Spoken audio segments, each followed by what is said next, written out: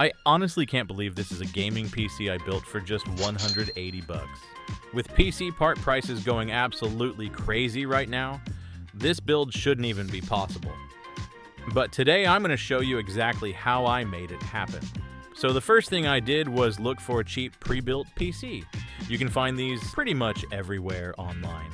But eBay is absolutely flooded with them, and the prices are super cheap. All you have to do is search for PC SFF, and you'll see hundreds of different systems pop up, all at different prices. Now, you could pick pretty much any of these, but I'd recommend going with something a little more powerful. Personally, I try to stick with at least an i5 or an i7, and a minimum of 8 gigs of RAM to get decent performance. At first, I found one listed for 61 bucks, but when I scrolled down, the shipping cost was literally more than the PC itself, which made 0 sense.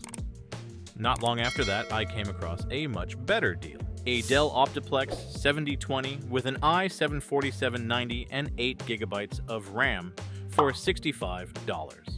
After a few days of waiting, the PC finally showed up. Alright, let's open this thing up. I've been waiting for this for a while. And here it is, the Optiplex 7020. Obviously, it's a used system, so I'm not being super picky about how it looks. Honestly though, it's still in pretty good shape. No major dents or anything like that. Let's see what's going on inside. Pop the side panel off. And yeah, the inside actually looks pretty clean. All the parts are there. Alright, moment of truth. Let's plug it in and see if it powers on. Fans are spinning. That's a good sign. Okay, we've got a display. There's the classic Dell logo. Wait a second. Shouldn't this be going straight into the BIOS? Uh-oh. Looks like we're stuck on the Dell logo. Honestly, this is a problem I've never run into before. I figured I'd try hooking up a hard drive to see if that fixes it. But yeah, no luck. So next up, I pulled out the CMOS battery to reset the BIOS. If you didn't know, this basically resets the BIOS back to default settings, and sometimes it can actually fix issues like this. But this time, still nothing. So I figured, let's try moving the RAM stick to a different slot and see what happens. I reboot the system, and somehow, almost magically, it actually works. Alright, we're finally into Windows. Let's do a quick spec check. In Task Manager, we've got an i7-4790, 4 cores, 8 threads, boosting up to 3.6 gigahertz, along with 8 gigs of RAM. So yeah, the system is clearly working just fine, and now that I know everything's good, it's time to tear this thing down. I unplug all the cables, remove the screws holding the motherboard in place, and start pulling everything out of the case piece by piece. I set everything neatly off to the side, because now it's time to turn this Optiplex into an actual gaming PC. And everything I need is already laid out over here. I picked up these parts during Black Friday, so I got some pretty solid deals. First up, we've got this dual-tempered glass case. It looks really nice, and if you've seen my previous video, you might recognize it. I grabbed it off eBay for 22 bucks, and it comes with 3 RGB cooling fans pre-installed. To make things look a little nicer, I also decided to swap out the CPU cooler. I went with a 4 heat pipe air cooler with RGB lighting. It helps keep the CPU cooler, and honestly, it just looks better. That being said, if you don't want to spend extra money, you can absolutely stick with the stock cooler. The one I'm using here was pretty cheap, only about 12 bucks. The only issue was power. The stock cooler uses a 5-pin connector, while the replacement cooler uses a standard 4-pin. So yeah, I needed a small adapter, which only cost me around $2. Alright, let's go ahead and drop the motherboard into the case. Luckily, all the mounting holes line up perfectly with the case standoffs, so installation was super easy. That said, since this is a motherboard from a pre-built system, there's no I/O shield at all. Next up, it's time to install the power supply. As you can see, the mounting holes don't line up at all, so I ended up securing it with just a single screw to the side of the case. But then I ran into another issue. This whole area just looked way too empty. At that point, I had two options. Either cover it up somehow, or just swap in a different power supply. And then I remembered I had a Gigabyte 650 watt PSU lying around, and it only cost me 33 bucks. So yeah, I decided to go ahead and install that instead.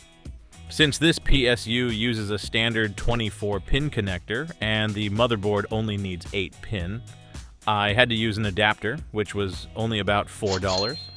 With this power supply in place, I pretty much had the freedom to choose whatever GPU I wanted, and the card I went with is the GTX 1060 Gaming X6 GB, one of NVIDIA's best-selling GPU back in 2016. Even today, it still delivers solid performance, especially for the price.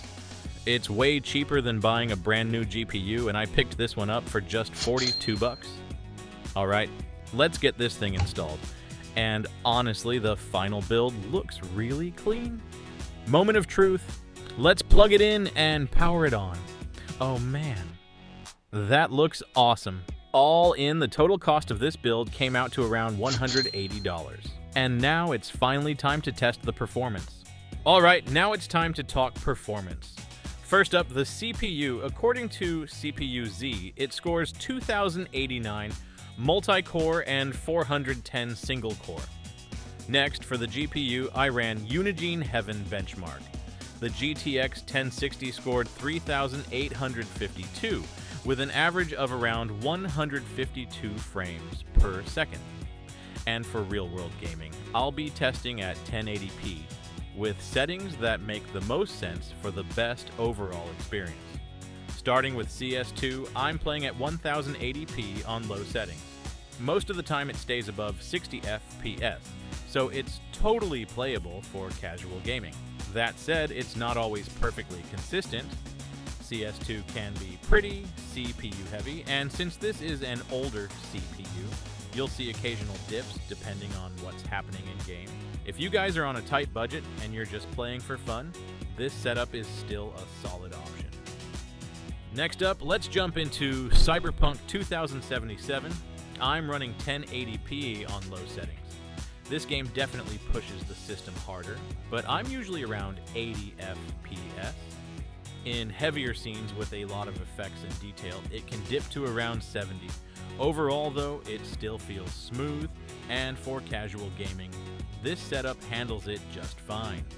After that, I tested Fortnite on low settings with 3D resolution at 100%.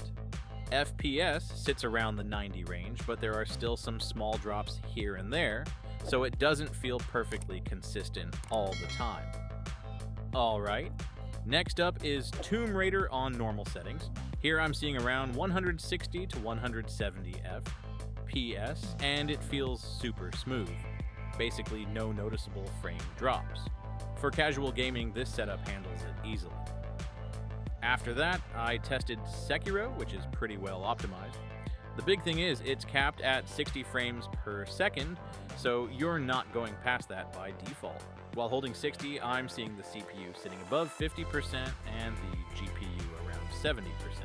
Now, you can unlock higher FPS on PC with mods, but that can come with real trade-offs, like stability issues, or the game not behaving exactly the way it was intended. And finally, Minecraft. I started off with 8 chunks and the fast preset. At that setting, FPS is usually over 300, and when I'm down at ground level, it can even jump to around 400. Overall, it feels super smooth, and the system stays really stable. Next up, I cranked the render distance to 32 chunks, just to see how it holds up. And yeah, FPS drops a lot because the i7-4790 is basically running at full load, so performance takes a clear hit. Bottom line, it's great for normal Minecraft settings, but once you push crazy render distance like 32 chunks, you're gonna hit the CPU limit pretty fast. And that's pretty much everything for this $180 PC. It's definitely not the fastest machine out there, but for the price, the performance you're getting is honestly a really good deal. It could probably do even better, but since it's running an OEM motherboard, There isn't much room to tune things, so you can't fully unlock its potential. Alright, that's gonna do it for this video. If you found it helpful, make sure to drop a like and subscribe to support the channel. Thanks for watching.